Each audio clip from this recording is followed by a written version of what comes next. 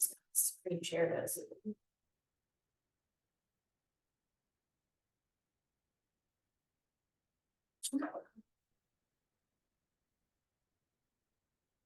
Doesn't like they have that option. So,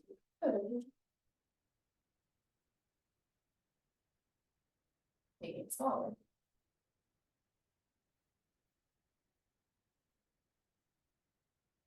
About as big as they'll let you make it.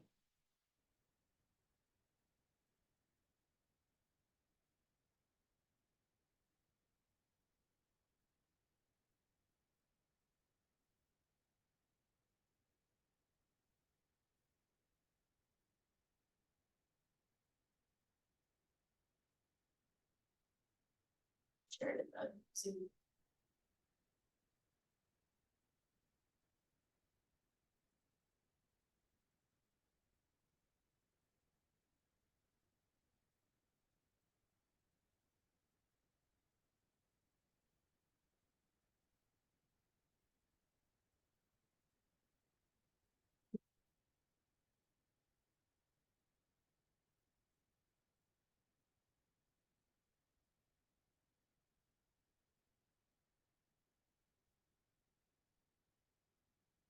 Doctor, let me take your blue off.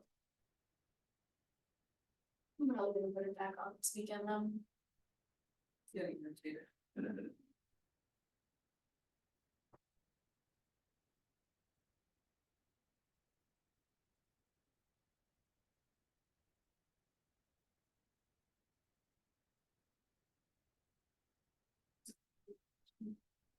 Oh, I have those. I have all the slides to go out. Yeah, alright.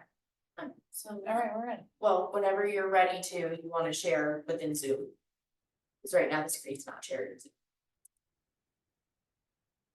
Cause it was, but then when you went to the other screen, it exited and share sound, you're good, yeah, and then share.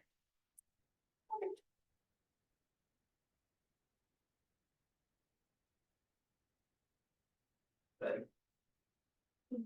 Linda will admit people, you're good to go. Alright, how do I do that? How do you do it? So it's usually control with the plus or minus sign, but it's the opposite of what the thing, control minus zoomed in just before. I don't know. Technology wants to be weird.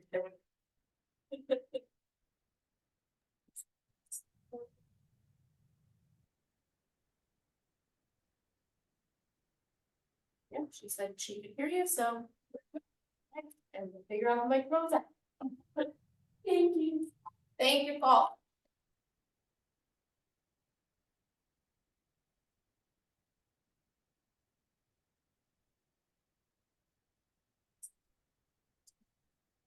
To be week. The dog.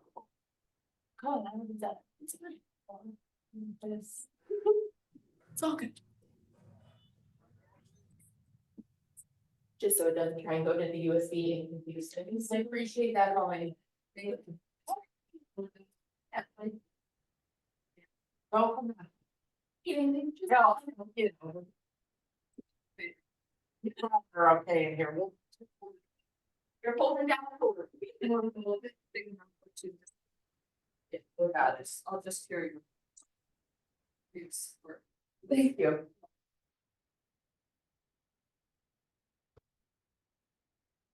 So I did an open house on Saturday with Dominic. So it went really well, and like he, I let him take charge with and this was the problem, not by him. I let him take charge of the first lady that came in. She went through the house and, he took her through the house and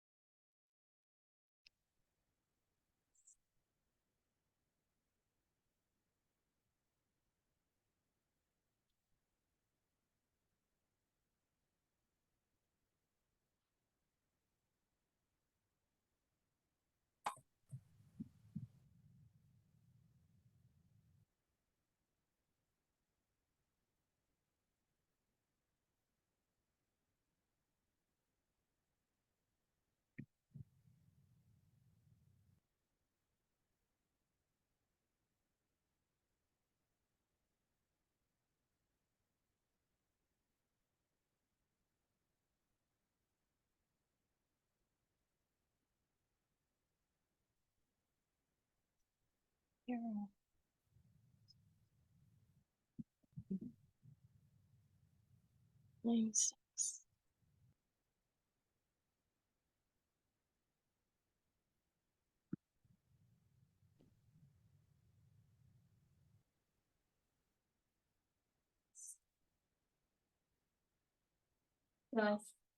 Nice one.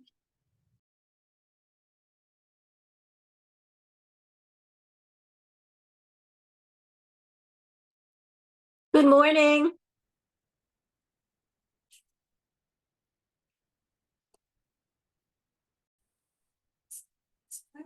Said, what? Good morning. So what the lady's name is? And she told me the last name. Oh, something like, oh, what's the first name? And she told me, and I go, oh, I said, I just wanna let you know. I said, not only is she working with you, she's also started a relationship. Dominic didn't sign anything with her, but they started a relationship on this house. And she's like, she never saw the house. I go, yeah, she did. Said she saw the house at the on the open house in Dominic. So in the meantime, so the house is listed, right?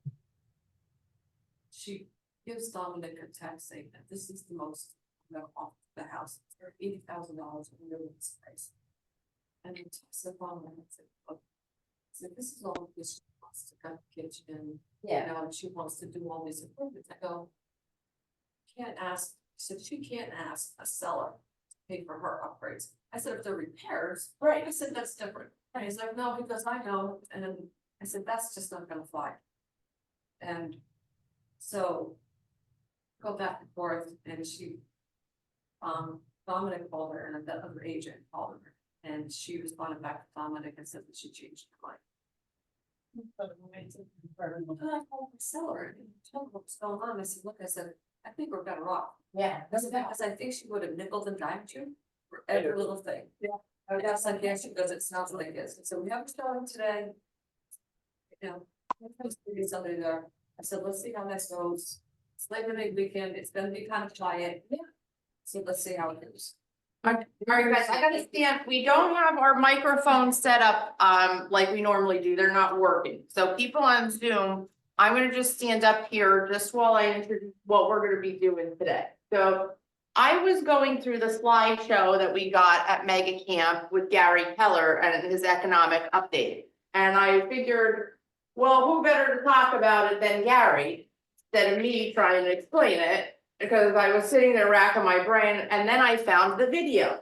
So we're gonna watch the video together of Gary going over the market update. And that is extremely important. It's about 40 minutes long. We may skip over a couple parts, but I think it's important that we know the state of the industry. That way, when people say, how's the market, we have an intelligent response. We could actually give them facts of the matter. So I'm gonna play this video. If you guys, wanna stay on for the whole thing, great. If not, please understand, I'm gonna send an email out with this entire slideshow for you guys to have. So you'll have the slide deck as well as some other things that I found, some resources that I thought might be helpful for you. So let me show you where you could find those, and then that way, you could look up some other things that you'd like. I'm in our KW command, I'm in Connect. So in Connect, I just searched out for some Mega Camp. In this Mega Camp area, we have the video that we're gonna watch today. Then we have the slideshow. We have some one-pagers from our keynote speakers that we have. So they're all here, and I'm gonna give you guys a copy of those as well. There's open house information, social media, KW commercial. There's all kinds of stuff in here that's great. Even Jim Galligan has his own little one-pager in here as well. There's stuff about online leads, marketing. These are from the top agents in the business giving you their one-page business plans. So we have MOFers, we have investments. So how to do investments, working with buyers, leverage, marketing listings. Here's Jim Galligan's listings equal longevity with Jim. So there's some one-pagers in here for you guys too. Please take a look at this stuff later. I'm gonna send out some just key ones that I thought were important, but please take the time to go in here over the holiday weekend, watch some videos, and we're gonna listen to Gary. Anybody have any problem with that? No. All right. Did everybody on Zoom see it? Yep, all good. Right, thanks, Mike. Do quick recommendation for everybody. He just wants to rebate it one as well. Yeah, that was wrong. I didn't use. Mark just made a recommendation here for everybody to watch the Rory Vaden video that's in here from Mega Camp. I'm gonna put out a, Vaden, V-A-D-E-N. I'm gonna give you guys a one pager, but he's all about personal branding and developing your brand, and he's phenomenal at that. So he has a video as well, so watch that also. But we're gonna just go over the state of the, I wanna say state of the union every time, but it's not, it's state of the industry. All right, now they did do a really cool video for us. I have to get forklift through, so I'll just move right back. Thank you, just.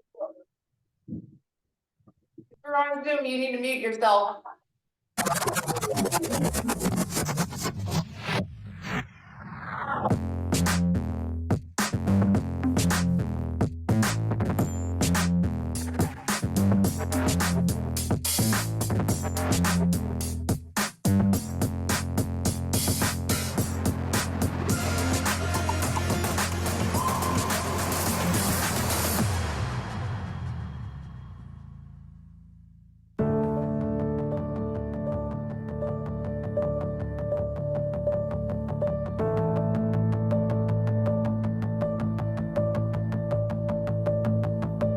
We are not normal people. Normal people wouldn't choose a career like this. The highs and lows, the go, go, go, all out all the time. You know the way normal people act when they've had too much coffee? We wake up that way. And then we actually have coffee. We smile. We're positive. We're encouraging. We're full of energy and enthusiasm and never say die and onward to the next listing. And we'll find that perfect house. We'll find that perfect buyer. It's out there, it's out there, it's out there, I promise. Don't worry, I'm here for you. I'm here for you. Let's do an open house. I understand you don't want to drop the price. No, of course it's not too early to call. No, it's not too late to call. Sure I can do that, sure I can do that. Sure we can do that. Because we can do anything, and we love it. But it's exhausting. Of course, we can't show that because we're not normal people. And that's even more exhausting. We chose this career for one simple reason. We're all crazy. We're the people that encourage normal people when the housing market is slow. We're the ones who keep their spirits up when they get down. We make them happy. Our success comes from their success. And that's what makes this crazy. Our success depends on things we can't always control. Sometimes the planets have to be in alignment. And make no mistake, we're out there moving those planets. We move heaven and earth for our clients. And we make it look easy because that's what we do. But when we run into things we can't control, it makes us crazy. Sorry, crazy-er. A slow market is a slow market. We charge the storm because we're KW. But the thing is it's gonna be wet. There's gonna be lightning and thunder and 1,000-mile-an-hour wind. And it's gonna be hard to keep going because somebody said if we charge the storm, that's the fastest way. And that's true. But this storm is huge, and we're wet, and we're exhausted. Sometimes we're only smiling on the outside. We get tired of being positive all the time. And so we rest. We recharge. We do something weird that makes us feel all strange inside. We actually take care of ourselves. Take a class, a course, level up, plus your games and strategies. Study the models. Skip the coffee and go straight to happy hour. Let one of your cell phones go to voicemail every now and then. Take another class, coaching, training. Talk to people. Talk to people you don't have to sell, who you don't have to encourage, who you don't have to convince that things are normal. Because they're not. But don't ever let yourself start to believe you're like anyone else. Because that's not you. That's not us. We're crazy people running through a storm who think we're bison. Why did the bison cross the storm? To get to the other side. And the weird thing is, to everyone in this room, that makes perfect sense. Because we are not normal people.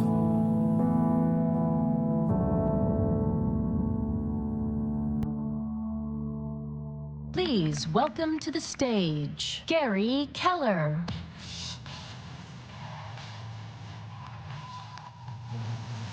Good morning.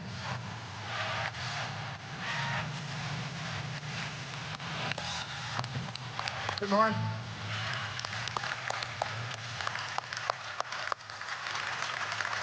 How are you doing?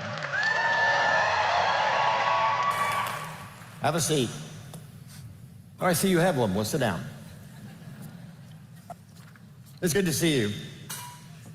All right, we have an exciting day and a half, nonstop, right? Full of adventure, full of ideas, full of models of systems. You know, a lot of people say, you know, I've heard this before, but you know, you never hear it the same way twice, right? School is never out for professionals, and you can't hear the right thing enough times in order to get it right. You just can't. Today, or tomorrow, you may be here for yourself. You may be here for the people in your life. There may be a message that you need to hear. There may be a message you need to hear and take back and share with others. You're not here just for yourself. You're here for not only yourself, but you're here for all those who are associated with you. And we really respect and appreciate the fact that you understand that. You'll wonder where the other 150,000 people are, right? Losers.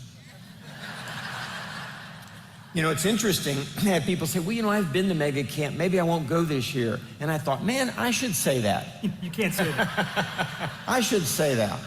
But here's the thing, you know, we're gonna talk about it later this morning. And this whole idea of how do you bring discipline to your life? How do you make sure that you do the things you need to do to get what you want when you want them, right? And one of the ways is you kind of create a calendar that kind of manages you a little bit. So I've been doing this a long time, maybe longer than some of you were born.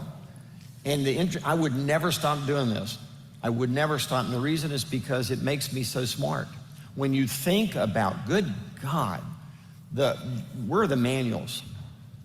Good Lord. So they expect us to learn all of this, right? All the interviews, all of the models, all the research, right? The amount of time that's put in by these guys and their team and my team in order to try to understand what the hell's going on and who's winning and who's losing. And after a while, you get real clear about what you should do and what you shouldn't do. My hope for you in the next day and a half is that you're going to get real clear. Maybe you're doing exactly what you should be, and the reason you're here is to confirm that so you don't go and chase shiny objects when you go home. Maybe you're here because you're totally screwed up and you've chased too many shiny objects and you have forgotten what really matters. Either way, we're going to have fun. How about that band, by the way? Yeah. Unbelievable, right? Unbelievable. And by the way, if I didn't see you yesterday at the CEO Summit, your loss, it was unbelievable. Unfreaking believable. And I'm not going to share anything because you missed out. So that's just the way that goes, by the way. All right, so if you would real quick, look underneath your chair. A handful of you have a golden ticket somewhere taped to your chair.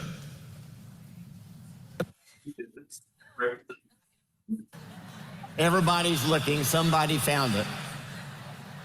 Okay, there's one. Woohoo, there you go. All right.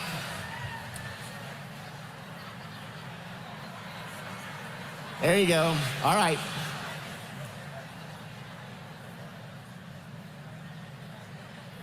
Okay, we're done. You found it. So we have my friend Giovanni over here. Good morning, sir. So, an amazing artist. He's here for the next day and a half to paint something. He'll do customs. He'll do whatever. His smallest paintings are 149 to 249 to 349. With a golden ticket, you get any size painting you want on us. And if you don't like anything that he did, then he will custom paint something just for you. I personally have 11 of his paintings hanging in my home. So it's pretty awesome. Thank you for doing this, sir. It's good to see you. All right. You want to talk about their download, what they have? Yeah, we might as well get into it. So friends, we are about to kick this thing off, and we want you to be able to follow along this year. One of the things we heard from you is that you wanted to have the slides for the vision speech right there in your iPads. We did that. So let's bring up the All Access Pass QR code for this group. So here's what you're gonna get. When you click on this, it's gonna bring you to a page, and then if you click there, it's going to open up a drive. You have a folder for every single panel that you're gonna see today. And inside of that folder is a one-page model and system for every single speaker. So you don't have to guess. Get your phone up. Yeah, we took the notes for you. Get your phone up. Everything that we have in our notebooks, you have right there. Yes. Okay. Did it work? Yep. Okay. We're gonna count to 10. Then we're gonna take it off the screen. 10, 9. We could talk all ATX. 8. Well, they do that. Okay. So you have a few more. You got a reprieve. You have a minute. So one of the fun things is Jason was going through the halls in my office, and we had boxes of these antique things called CDs. And then we have boxes of these things called T-shirts from all the charity work that we've done in the music industry in Austin. And we looked around and we said, you know, a fun thing this year would be just to give it away to you. So there are there's a vendor stand out in the vendor hall, and just take whatever you want, right? We have until they're all gone, the T-shirts, the CDs, they're all yours. Have them, enjoy them. And a lot of those covers and designs are from your friend Gary Dorsey, right? That was on stage yesterday. Yeah. Yes. Amazing artist. Yeah, so these CDs are famous Austin artists that covered the most popular tunes of an era. So we just chose an era and did. Anyway, our gift to you. Very good. We ready to go? Perfect. We have something we haven't said that we should say? Awesome. Well, let's go. So as always in Mega Camp, the first thing we do is we take a look backwards in order to try to understand how to go forward. And so we're going to talk about the market. So the first thing we're going to talk about is the U.S. economy. So let's just remember again, the Fed wakes up every day and has a very simple goal, and that is to make sure that people are employed and that what they pay for things are as low as possible. That make sense? Okay. So they're literally going to pull any policy. They're going to play with interest rates any way they can. If things are costing too much money, that's called inflation, or people are out of work. Okay. So with that in mind, let's just look at these slides. Oops, sorry. So the first one is GDP. So remember, GDP is nothing more than spending, gross domestic product. That's just spending, right? So what we see here is we had a growth of 2.5% growth last year. Remember again that the goal is 2. Anything around 2 is really good. 1.5 feels a little anemic. 2.5 actually feels fairly strong. Anything above 2 or 2.5, people are spending a lot of money, and it's going to drive prices up. So the Fed tries to keep that around 2% so that we don't have rampant inflation. Oh, by the way, look at 21, and you realize why we're in the pickle we're in today. We're in it because spending just went out of sight, prices went through the roof, and then anytime someone is anchored around a new price in life, they don't want to give it up. So even though we hate inflation, we sure do like the benefits if we're selling something, right? So if we look at what's going on this year, we're averaging about 2.1%, 1.4 in the first quarter, 2.8 in the second quarter. So about 2.1%. So we are right there where the Fed wants us to be, okay? That's good. That's really good because the second you start seeing that, they start saying, so inflation maybe is coming a little under control, spending is going down, maybe we can loosen interest rates. So we've been waiting to start to see this, and you are now seeing it. Hey, Gary, on that slide, just because we just saw it, we're going to talk about recessions later. And so the definition generally accepted is 2 consecutive quarters of negative growth. Yeah. Which means it'll take 6 months of negative growth for them to acknowledge we're in a recession. Yeah, you'll be in it before that. Long before then. Yeah, you'll be in it before that. You've had 8 quarters of positive growth, by the way. All right, Ruben, this is your slide, so I'll let you explain it. So this is just based essentially off of Treasury rates, and it's the New York Federal Reserve Bank does this, and in the past, anytime the Treasury yield curve's inverted, it's predicted a recession. This is basically a metric based off of that. So What does it say, Ruben? It says that based off of yields on Treasuries, the probability we have a recession is at the highest it's been right now since the 1980s. That's what you needed to know, right? Well, recessions are inevitable, yes or no? Yes. You know it's coming, yes? Okay, because a lot of people go, a recession, and you go, are you a fool? Of course a recession. Yeah, but it's no fun. That's why they say that. You have to have a recession in order to have a boom. You have to, right? So we're getting closer and closer to that. So what? All right.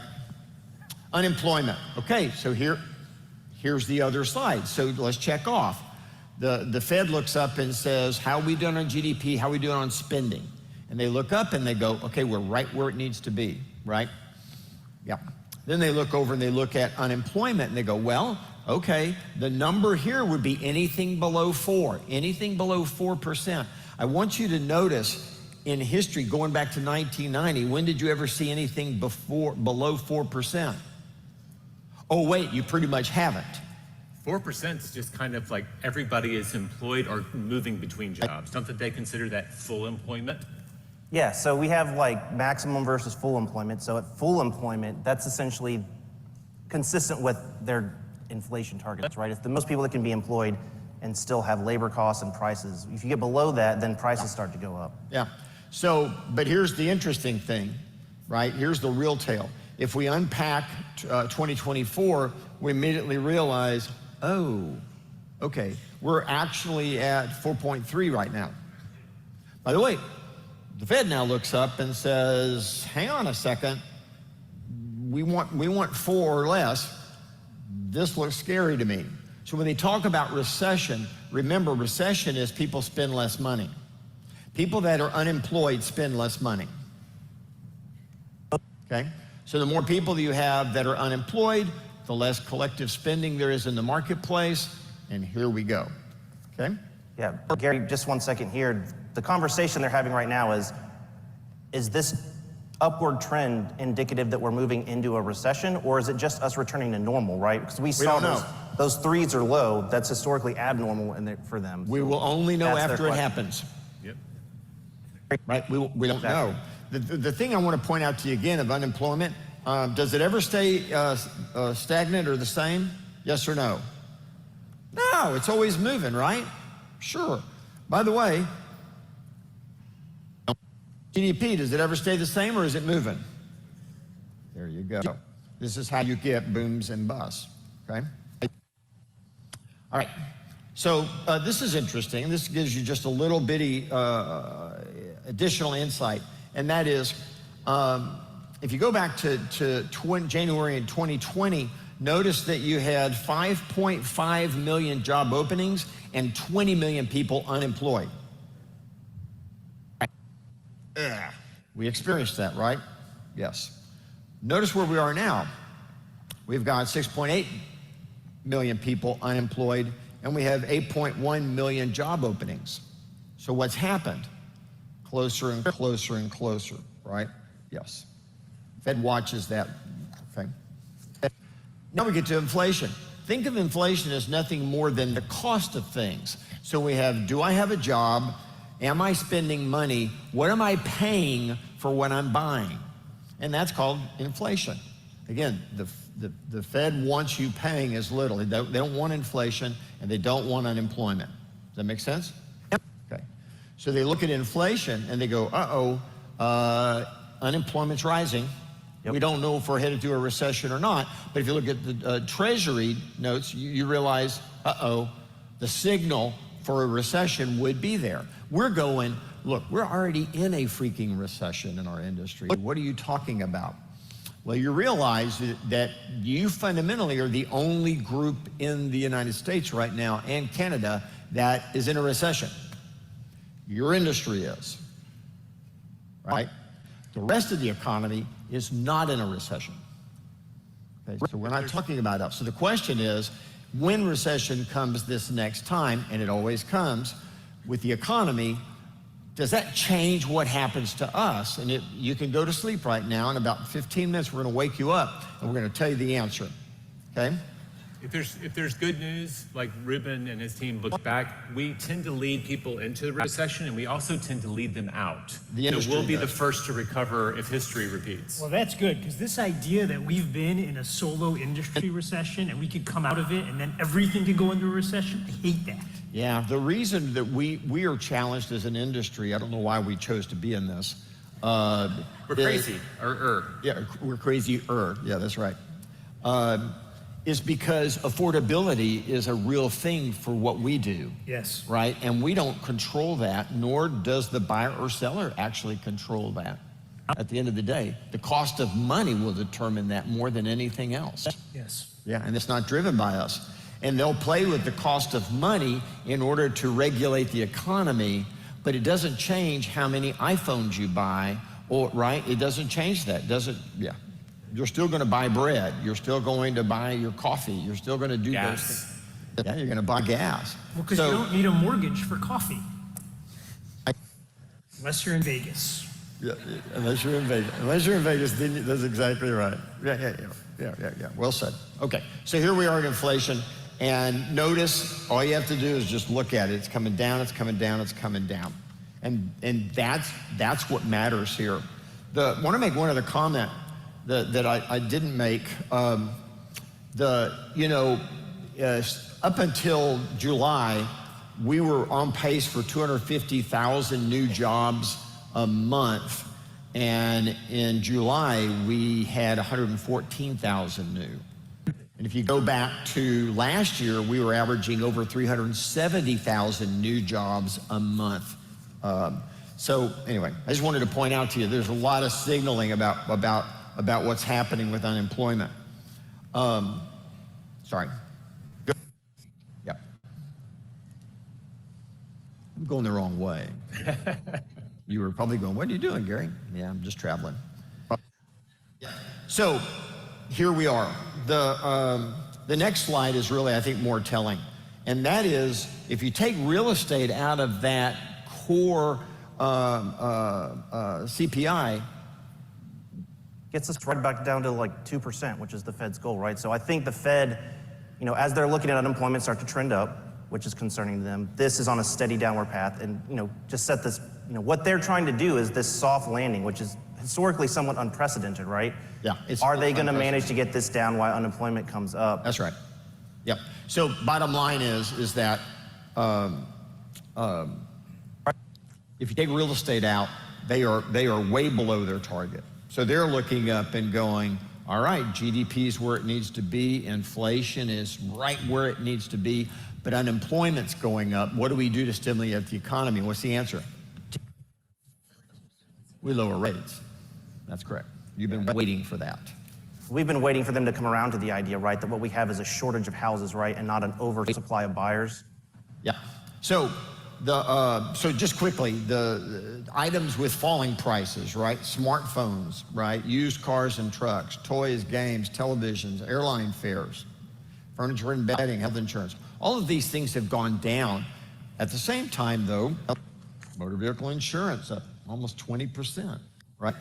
Admission to sporting events. Jeepers, man. You need a mortgage for that. Yes. Yeah. Unbelievable, right?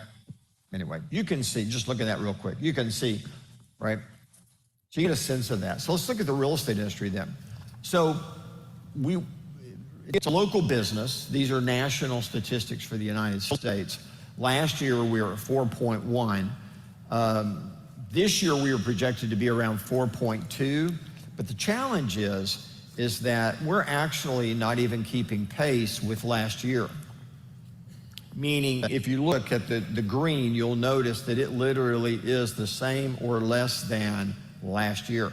So unless something changes, we might, all of a sudden predictions change, and the reason why we're feeling it is a little tougher overall, you could be at 3.8. Yeah. You want to say something? But, well, if rates do come down, you could see a non-typical year in regards to seasonality, which means we could have an amazing Q4. We're going to need it if we're going to get back into the 100%. We're something's going to give here. The other interesting thing is we always put up here on the far right the seasonal income cycle, and if you notice that we're not following it. Didn't follow it last year, we're not following it this year, which is again fascinating. It has more to do with the economy than anything else. The economy is throwing people off of their buying and selling patterns. And you're feeling that right now, right? Home prices, well, again, if we were on the 4% trend line, they'd be 357,000. However, they're at, if we go to the next slide, they're 427,000 is the median price right now. The interesting thing. Now that'll come back down. That's all seasonal, so that'll come back down. The projection is it'd be about 398, which would still put us about 7% above that 4% trend line.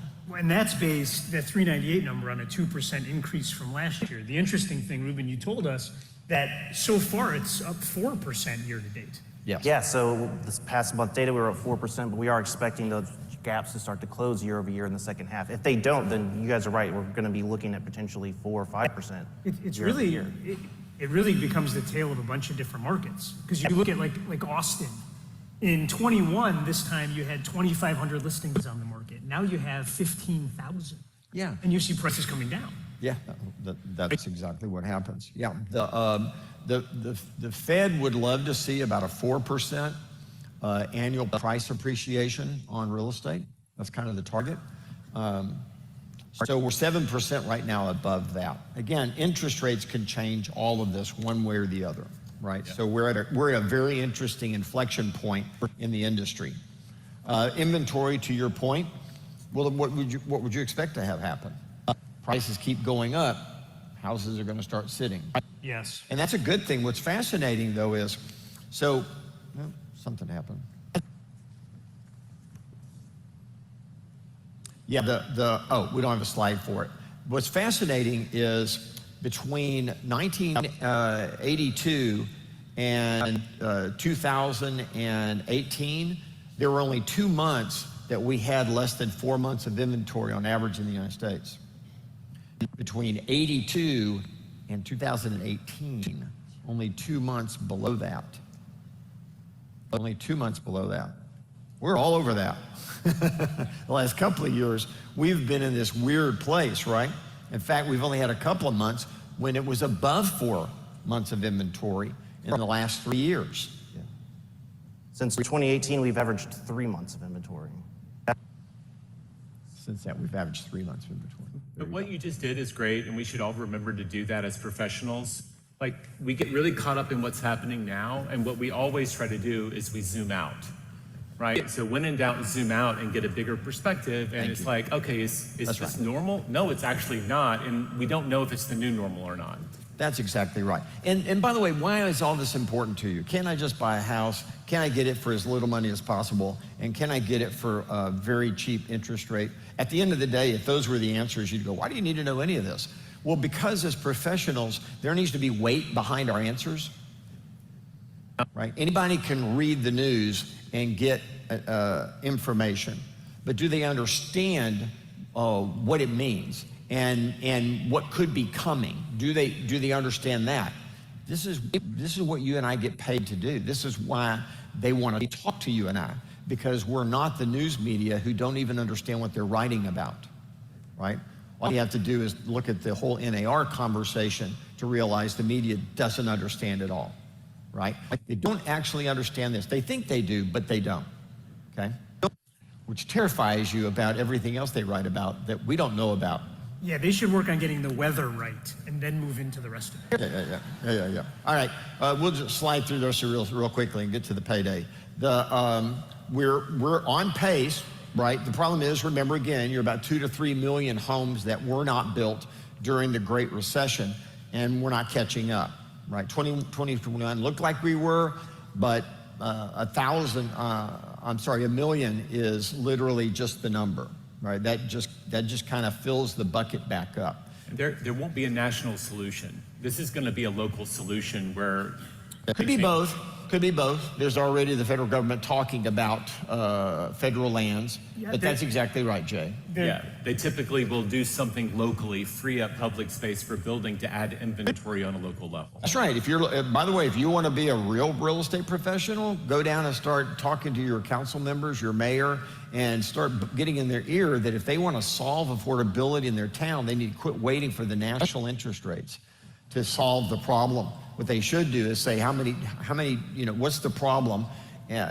Again, back in the day when I got in real estate and interest rates went to 18%, there was bond money at 10% that first-time home buyers could get, right? And that began to solve the problem. So locals can do this if you have the mind to go talk them into it. You also, 28% of all the land in this country is federally owned.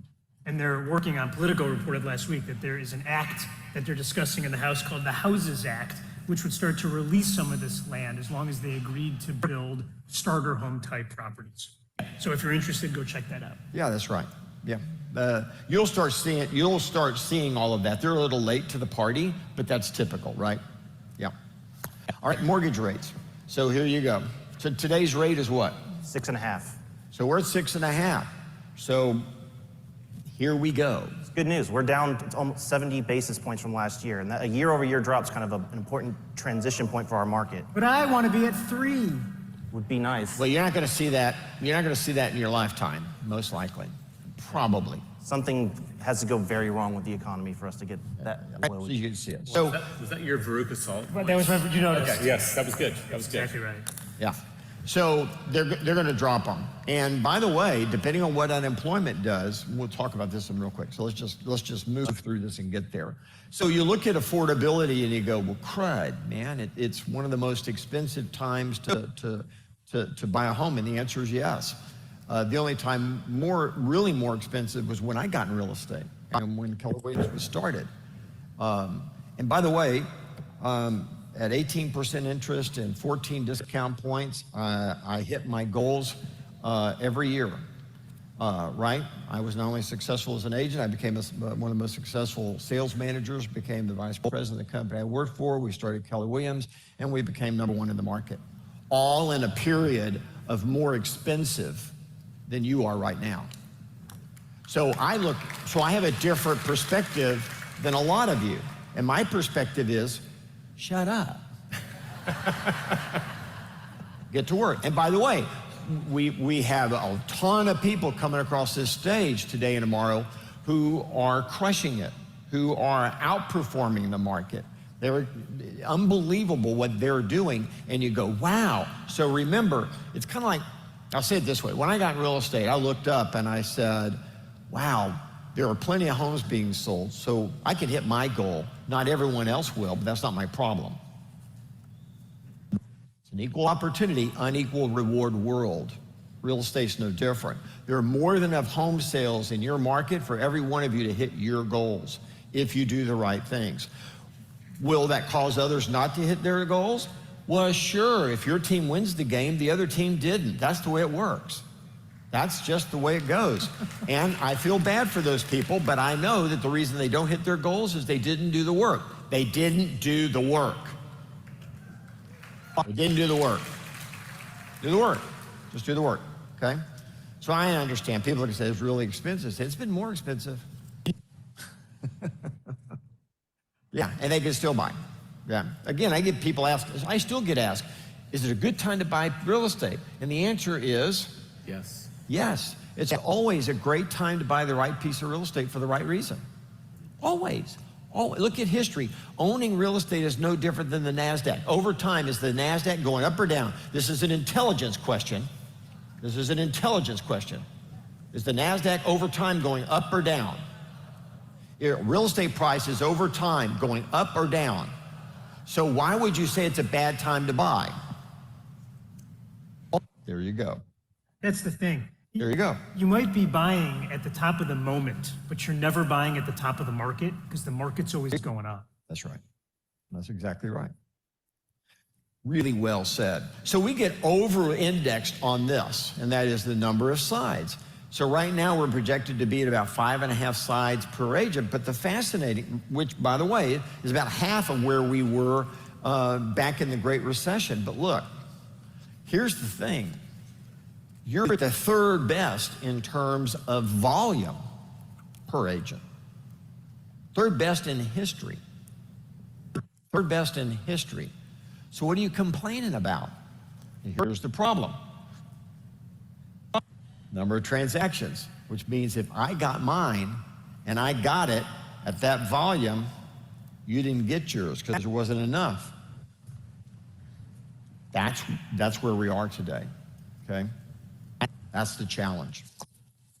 All right, so what's really fascinating about this is, just a reminder, and we've put this slide up there before, that you have 86 million homeowners, and just be aware that 38% of them own their property outright, and 38% have at least 50% equity. Think about that, right? That's 65 million homeowners. Yeah, 76% of all homeowners have over 50% equity in their home, okay?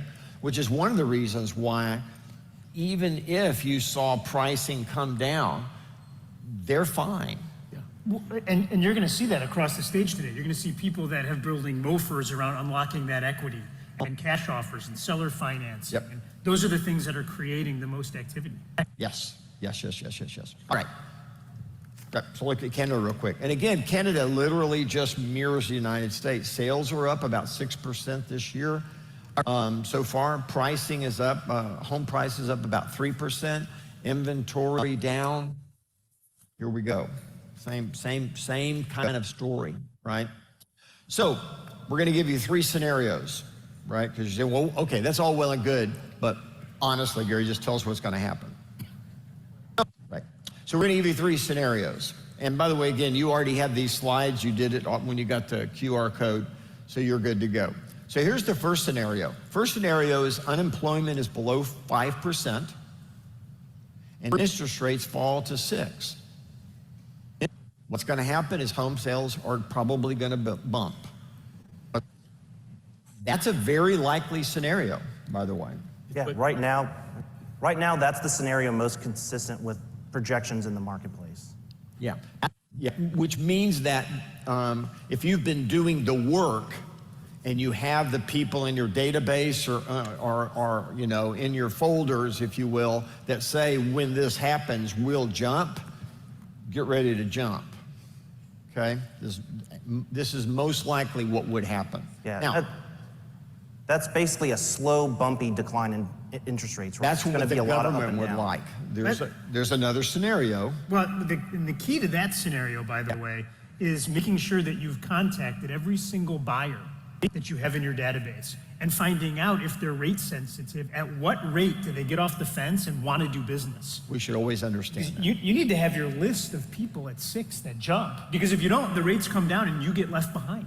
Well, again, if you don't do your contact and your lead gen throughout time, whether it's good or bad, and the market changes, you're always behind. The only way you can be ahead of change is if you stay in a relationship. If you sit here and say, I won't do anything, oh, it's gotten really good, you're behind. Everyone who's already been talking and building up rapport and relationships and conversations and getting information and knowing where people are, they're so far ahead of you. They're all of a sudden, it's literally gonna make their year, and you're gonna look up and go, I got left out. You got left out because you didn't do the work. Yeah, you got to adjust your sails before the wind hits. Number 2. So here's the second, and this would be what we'd call a normal recession. Notice the first one, we called it literally a no recession. This would be a normal recession, and that is unemployment bumps on up to 6, 7, or 8, okay? Interest rates begin to fall, meaning that the second the government sees people not having jobs, they take action. Just the way they did on inflation, right? When inflation went like that, what did they do to interest rates? Fastest climb in interest rates in history. You just experienced it, okay? You might actually experience something different again, and that is unemployment start bumping up, they're gonna start dropping those rates. They will get very aggressive. Right now, if they can get to 6.1, 5.9, anywhere in there, that's probably where the Fed is hoping they can go, okay? But home sales, by the way, they would jump dramatically in 2025, folks, okay? That's a really normal scenario. We always tend to lead the recession, right? So we're already in our recession. It would be very normal for then a recession to start in the economy. The Fed drops rates. We start to improve before the rest of the economy does, basically driving the economy out of the recession. We're a growth engine, and the Fed knows that. Last scenario, and that is we have a banking recession. And by the way, the commercial real estate industry might lead us into it. This is a wild card, Rosie, because you could literally see what's happening in the commercial real estate space. And if all of a sudden there's defaults, there's problems, the banks are heavily invested in lending on commercial real estate. So anything that disrupts the banking industry, and interestingly enough, we were talking about this, most recessions are tied in some way to the banking industry, aren't they? The money industry, if you will. Yeah, it's not atypical. And there's two big examples of this one, obviously, which were the Great Recession, which many of us experienced, and the savings and loan crisis in the late 80s. Yeah. So again, unemployment could get really tough, right? It could head on up there to 7-8% or higher, right? By the way, I don't know that interest rates go to 3 or 4, but I do believe that they would be bumping around 5, 4.9. I think you would, because they don't have any other tool. Other than a couple of policies, the only thing they can do is say, here, take money. Here, give money back. That's what they do. But with the banking recession, they're not going to lend money even at those low rates, right? That's the problem, is they get super, super conservative about who gets a loan. Well, they'll lend the money, Jay. They just won't lend it to as many people, which is they'll get tighter on it because they're afraid you won't qualify and then you'll default again because you'll lose your job next week. Yeah. And so what actually happens, you're sitting there going, wow, well, if interest rates were 4%, you guys, wouldn't we just clean up? Not in 2025, you wouldn't. You might in 2026. You might in 2027. But you wouldn't clean up in next year. If that actually happened, we would actually be very stagnant. We're already at the bottom. I mean, you're experiencing probably as bad as it gets. So if you're feeling pretty good about yourself right now, congratulations, right? No, seriously. We just want to remind you again, method of purchase, right? Look at the number. 89% still use real estate agents. It's up. That's the key there. It's up. It's still going up. Yeah, it's at the highest it's ever been since they've been tracking it. Through 2 decades of change, all of the internet, people who came in to try to step between us, we're still the #1 choice. And when people look ahead to these NAR changes, that's unlikely to change. That's the thing. The graveyard is filled with people predicting the demise of the real estate agent. They've greatly underestimated all of you. Well, they underestimated that it would bring value. A ton of value. Yeah. Okay, Jason, walk us through this real quick. Yeah, so we have changes coming. The NAR settlement required practice changes. These are going to be implemented in realtor MLSs and any non-realtor MLSs that opted into the settlement. According to NAR, the practice changes summarized below must take effect in realtor MLSs on August 17th. That's coming up next week, right? And these changes may take effect up to September 16th for non-realtor MLSs that have opted in. Until these dates, the way that business has been done in your market is the way that it continues to be done. We released this 60, 90 days ago. While the settlement is clear in what it says, please know that there are still many questions about how these changes are going to work in practice. MLSs are working through these changes, and they're going to be implemented, and what best practices will emerge still remain to be seen. Many opportunists, and you see this every day on social media, they're going to jump in and make quick conclusions and provide their opinions disguised as knowledge. Please be aware of that. It can be both legally dangerous and it's professionally irresponsible. Yeah, this lawsuit, thank you. This whole experience in our industry comes down to transparency. Yes, sir. What the DOJ wants, what they want is they want 100% transparency. And the way that they've gone about that is, number one, saying that if you're working with a buyer, you must get a buyer agency agreement signed that lays out how you're going to get paid. Okay? And not filling it out the day you turn in your DA. Well, here, go to the next slide so that you can see this while you're talking through it. Yeah. Yeah. There you go. Well, I was just trying to lay it out. I want you to go through this. I'm just trying to lay out that all that's really happened is transparency. They want transparency. And secondly, they want the buyer to determine what commission their agent is paid. Those are the only two things they want. All the change, everything that's going on is to affect 100% transparency. And number two, that buyers get to choose what they pay their representative. That's it.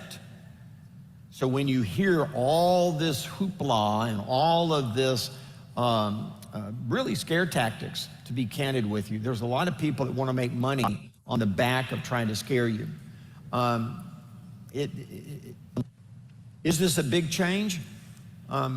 Yeah, it is a big change in that it's now transparent and the buyer has to decide what they're going to pay their agent. Yes, that's a big change, by the way. Does it affect how much you get paid? That's going to be up to you.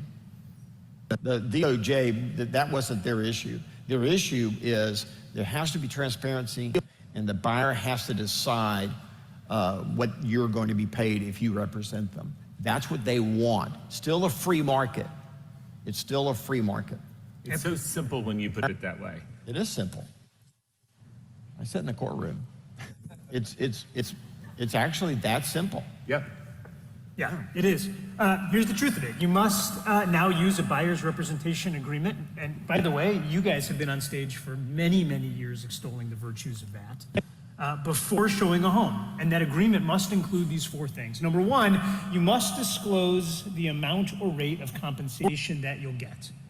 Number two, your compensation amount must be written into the agreement as a percentage or as a dollar amount. It can't be open-ended. You can't just say buyer broker compensation will be whatever the seller is willing to pay. You can't do that.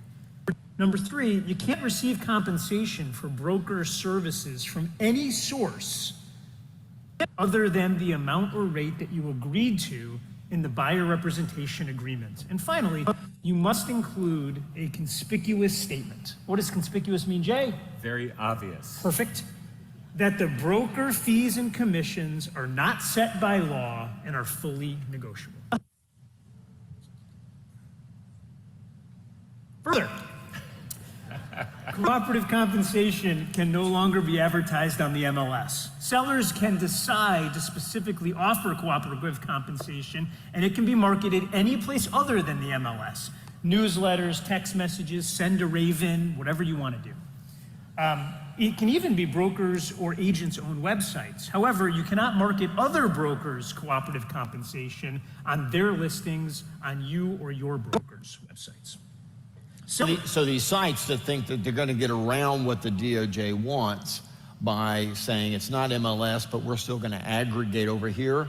No. You will be the next lawsuit. Yeah. You won't be protected by anybody. And that's the thing about this. What we're giving you right now isn't our opinion on this. We're giving you the actual settlement. You're getting the news as it was actually meant to be distributed. Sellers can still offer a concession to buyers in the MLS, and that concession can be used to pay the buyer's agents should the buyer choose. The concession offer from the seller to the buyer can be noted in the public comment section of your MLS. And then finally, agents must disclose in listing agreements, buyer representation agreements, and pre-closing disclosures that broker commissions are not set by law and are fully negotiable. And that should probably be conspicuous. And here's the only thing that we don't have any answer on, and that is what your particular market center or what any particular brokerage, what forms they will use. Well, and we've always what buyer agency agreement will they be using? Well, that's the thing, right? These decisions, we believe, are best made locally between real estate agents and their broker and OP, and then real estate agents direct with their customers. You're empowered. Yeah, it's not really complicated. Yeah, okay. Thank you, guys. And you know the crazy thing about it? After No, I I've don't. watched all the social media, here's the net of all of it. You should be damn proud to be real estate agents, and what you do really matters. Yes, thank you. All right. Thank you, Ruben. Thank you, Ruben. Ruben, I noticed you have a little gray in your beard.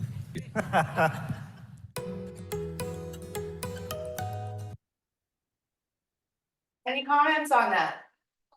Sure. Towards the end. Did you say that you can put in the public remarks about concessions? Yes. Okay.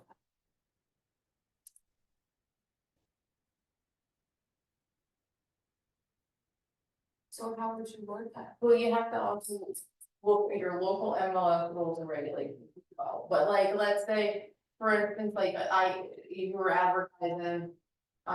Seller to pay 3% seller's concession, seller to pay, offering 10 grand towards buyer closing costs, seller offering, like that was just like normal. Like how we normally would offer that with different concessions, so you put that in there, but ultimately you wanna verify with Bob, David, and our local ones. What if if the seller is willing to give, let's say, a $2,500 seller concession, because you're not saying commission. You're saying concession. You could say that, but just get approval for Dave, Bob, and they'll. Yeah. Now, so we have, I wanted just to review and show everybody where everything is. So we happen to connect all the mega agent camp stuff, which I recommend that you listen to this again. And listen to it again, and listen to it again, because you're not gonna get everything out of the first rip. So, you know, take it home, watch it at your computer. I'm gonna send out all those slides so you have it, so there is a copy right in there of the PDF for those slides, I'll send it to you guys. And then I also said, you know, I'm gonna send out Rory Baden, and then knowing exactly what to say with Phil Jones, he was phenomenal. We heard him out at Mega Camp too, so I'm gonna send these things out, strategies for knowing exactly what to say. And some additional tools for you guys, but I think, you know, in order to be knowledgeable of the market, you need to know what's going on in it. So if you didn't find that interesting, that's unfortunate, because that's the part. Right, you need to know that stuff. All right, guys, I'm gonna wrap it up. Thank you all for joining on Zoom and in person. Have a great Labor Day weekend, and stay safe, and I will see you guys next week. Thanks, have a good weekend. Thank you, Karen. You're welcome. Thank you.